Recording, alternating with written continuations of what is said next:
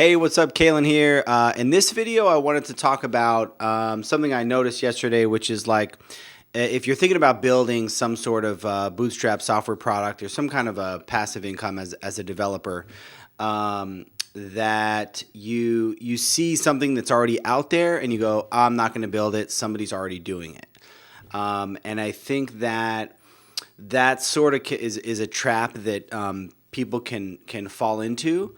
There's room for multiple options in the market, and if you see a company already, you should have some sort of a unique take on it. If the problem is, and first of all, I'm not into the idea of like copying something. I think that if you try to copy something just because you think it works and you didn't have like some sort of an original spark or passion to work on it, it's probably not gonna go very far with it. But that's not really the thing. I'm talking about you have something that for some reason you're interested in doing, you're passionate about, you're excited about, but then you see, oh, this is already being done here. I shouldn't do it. There's lots of ways to approach that. You might be able to collaborate with the person or the team that's already doing it if you have a really kind of close shared vision on it. Or if what you're doing, if you have a bit of a unique take on it, you can do that as well. And so, like when I built MageMail, literally in the core of Magento product, they had email automation features, but there are some holes there, some shortcomings. There was several extensions in the space, but there was just reasons why. There was just the holes that I saw in functionality or ease of use or whatever that I just kind of plugged into, and so that worked out. So yeah, if you have a unique take on how to solve a problem, and even if your take isn't super unique, like one of the things that always never ceases to amaze me is that like just the fact that you are you and you're your own person and you have your own style and approach, and if you're doing content around it, you have your own content and you have your own network. Like all of those things make things unique. And if you look at other like segments of the business, segments of the economy or business, like insurance salespeople, for example, like they literally sell the same exact thing, and there's thousands of them. And they just differentiate themselves by whatever, like how they market to people, how they connect with people, and things like that. And to us as developers, particularly, we don't have any kind of a sales background. That just seems like wrong to us.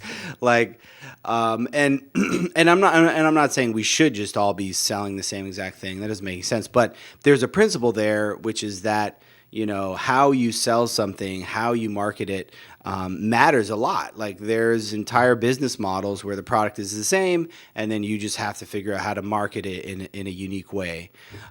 So anyway, all that to say, like if there's 2 or 3 or 4 existing things that are similar to what you want to do, like that's nothing. That's like a drop in the bucket.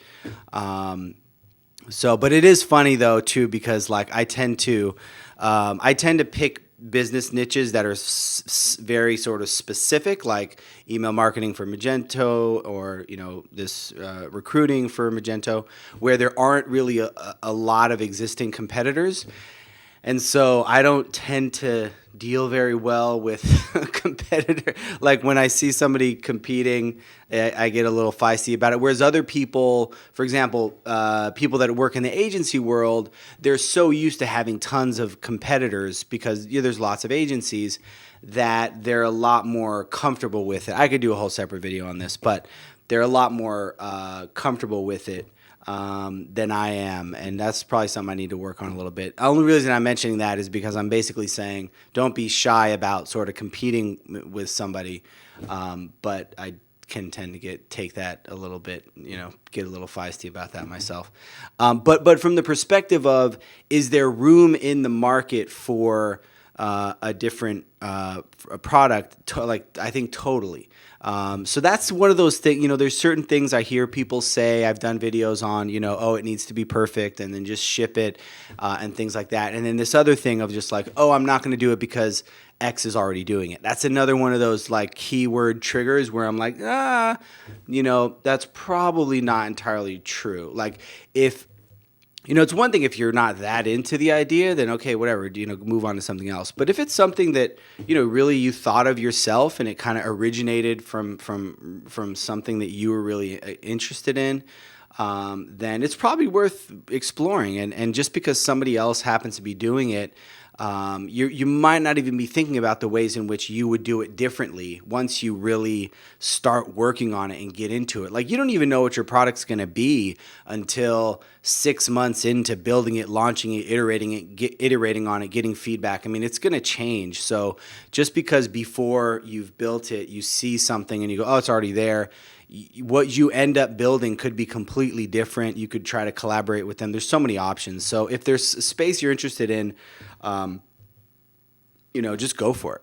So let me know what you think. Agree, disagree, post it up in the comments. I'd love to hear from you.